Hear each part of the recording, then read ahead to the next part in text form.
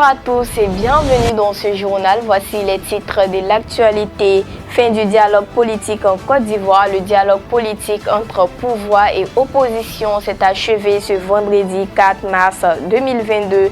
Et puis, face à la cherté de la vie, nos autorités ne sont pas indifférents. Le gouvernement a annoncé dans un communiqué ce vendredi 4 mars des mesures contre la cherté de la vie. Mardi Gras, la CIE et la police nationale honorent les élèves qui ont valorisé leur métier. Enfin, à l'étranger, au Mali, nous assistons à une nouvelle attaque terroriste à Mondoro, dans le centre du pays. Bienvenue à tous.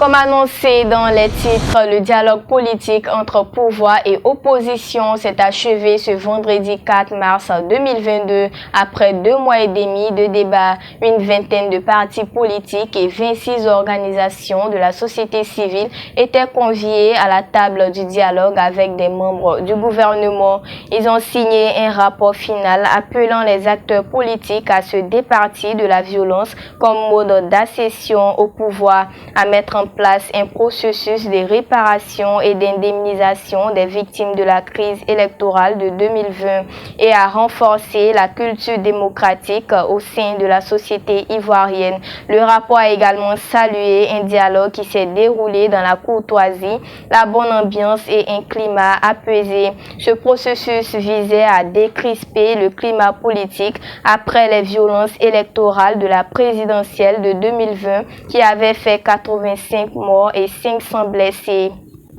Le scrutin boycotté par l'opposition qui avait appelé à la désobéissance civile avait vu la réélection du président Alassane Ouattara pour un 3e mandat controversé, jugé inconstitutionnel par l'opposition. Tous ceux qui y vivent savent désormais que la Côte d'Ivoire a tourné la page, qu'elle est à nouveau ce pays de paix, d'hospitalité et de progrès, a rassuré le Premier ministre Patrick Achi le vendredi dans son discours de clôture des travaux.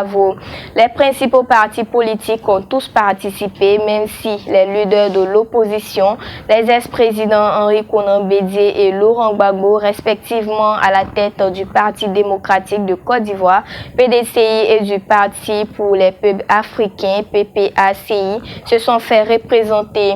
Depuis la présidentielle de 2020, plusieurs signes d'apaisement sont perspectibles en Côte d'Ivoire, avec la tenue dans le calme des élections législatives en mars 2021 et le retour de Laurent Gbagbo acquitté par la justice internationale en juin dernier. Ce dernier a cependant récemment lancé plusieurs piques à l'encontre d'Alassane Ouattara, qualifiant son 3e mandat de coup d'état civil. Les prochaines élections en Côte d'Ivoire, municipales et régionales, doivent se tenir en 2023. La présidentielle doit quant à elle avoir lieu en 2025. Comme je le disais dans les titres, face à la cherté de la vie, nos autorités ne sont pas indifférents. Dans son communiqué du vendredi, dans le but de préserver le pouvoir d'achat des populations, le gouvernement décide des mesures suivantes. Subvention partielle des prix des produits pétroliers, notamment le gasoil, pour éviter l'impact sur le coût de la vie, pour un montant d'environ 55 milliards de janvier à mars 2022.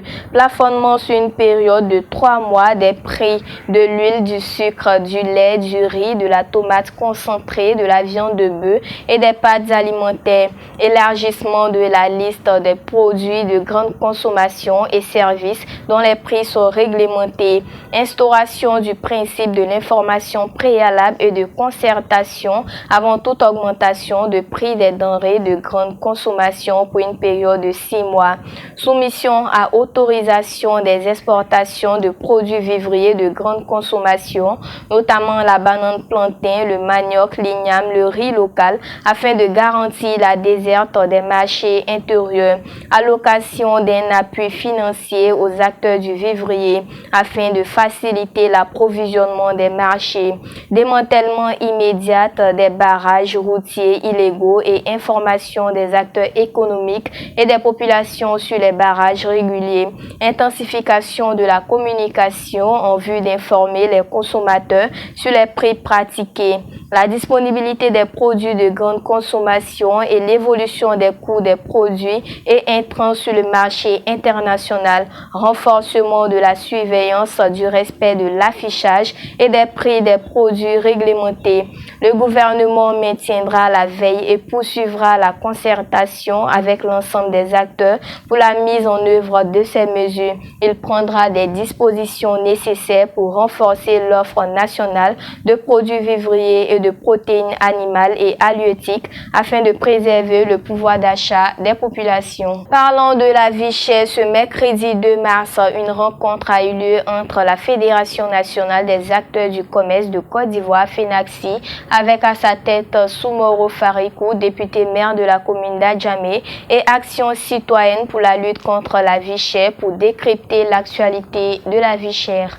Mardi Gras en Côte d'Ivoire, la CIE et la police nationale honorent les élèves qui ont valorisé leur métier. Les écoles à travers leurs élèves ont mis en valeur les différents corps de métier lors de la journée du Mardi Gras du 1er mars 2022. Se sentant honorés par cette marque d'attention, la CIE et la police nationale ont à leur tour rendu la monnaie à ces jeunes ambassadeurs de leur secteur d'activité. La CIE compte 2 élèves. La compagnie ivoirienne de l'électricité n'a pas hésité à recevoir des élèves qui se sont fait ambassadeurs de leurs entreprises, car pour eux, la relève est assurée avec Enis et Kylian, nos mini-agents CIE.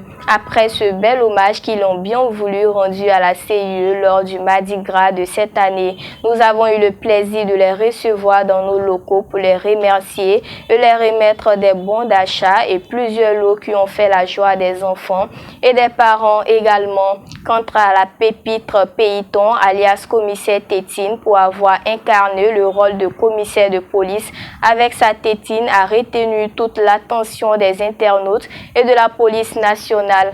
Après l'avis de recherche lancé par la direction de la police, le contact a été établi.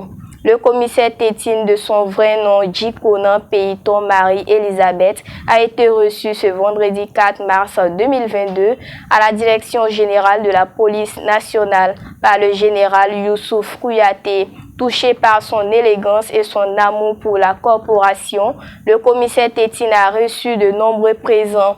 En effet, au nom du ministre de l'Intérieur et de la Sécurité, la DGPN a remis une enveloppe pour terminer son année académique représentant une bourse d'études. Dans la mairie de la commune d'Adjamé, les tout-petits de la maternelle, les canetons d'Adjamé, ont été reçus à l'occasion de la fête du Mardi Gras par le député maire Soumoro Farikou. Suivons ensemble ce reportage. Le Mardi Gras, c'est la période pascale jusqu'à la fête de la résurrection du Christ avant l'austérité du Carême. Il précède les mercredis des cendres. Ce jour est synonyme de joie, d'abondance et est considéré comme une période festive. C'est à l'occasion de la célébration de cette fête à Adjamé que la maternelle Les Canetons d'Adjamé, dirigée par Madame Fofana Sarah, directrice de la maternelle, a célébré le Mardi Gras avec ses tout-petits ce mardi 1er mars 2022 qui a eu pour thème cette année la paix. Les tout-petits, vertus aux couleurs de la nation orange, blanc et vert, ont pris le boulevard Nangui à Brogoua jusqu'à la mairie d'Adjamé. Le premier magistrat, le député Soumoro Farikou, leur a prodigué de sages conseils.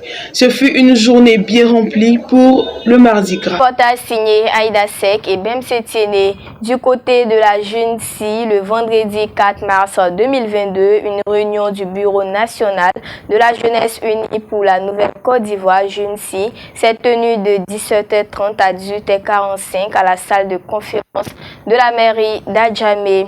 Monsieur Abdoul Kader Sissé, dit Akassé, a été nominé au poste de secrétaire national chargé de la jeunesse du RHDP. Opération de don de sang ce samedi 5 mars 2022 à l'Institut Soma Samake sous la présidence de Monsieur Ibrahima Kamagaté, président d'honneur de l'ONG Émergence pour tous en partenariat avec le Centre national de transfusion sanguine CNTS organise la 5e édition du don de sang dénommé Je donne mon sang, je sauve des vies. Merci le député maire Soumoro Farikou qui soutient les actions de la commune, surtout tous les ONG il a reçu l'ONG pour tous hier à ma présence. Il a donné sa parole pour les prêts aussi à la soutenir. Quand besoin se fera sentir. Sans cela, j'ai hérité mes remerciements, mes félicitations à ce grand monsieur, vraiment pour le soutien tous les jours. Tout ce que nous faisons sur le terrain, c'est son appui, c'est lui qui nous aide à pouvoir aider aussi, soit peu, ce que nous faisons. Vous voyez aujourd'hui l'ONG en train de prendre des groupes de gens, en apportant notre soutien. C'est ça, grâce au maire Farid Choumarou, nous on arrive à donner aussi de nos moyens à ces ONG. Hors de nos frontières, au Mali, attaque terroriste selon les informations relayées par la presse malienne, notamment Bamada.net. Une attaque imputée à des djihadistes contre un camp de l'armée malienne a fait de nombreux morts ce vendredi à Mondoro, dans le centre du pays. Le contexte dans lequel cette attaque a été perpétrée est celui de la rupture entre le Mali et ses partenaires internationaux, conduit par la France et marqué par le départ de l'opération Barkhane. Pour les nouvelles autorités maliennes et une bonne partie de la population, c'est un bon débarras dans la mesure où le Mali pourra se faire d'autres partenaires et combattre plus efficacement le terrorisme. Et c'est ici que prend fin ce journal. Merci mesdames et messieurs de l'avoir suivi. À très bientôt pour une nouvelle page d'information.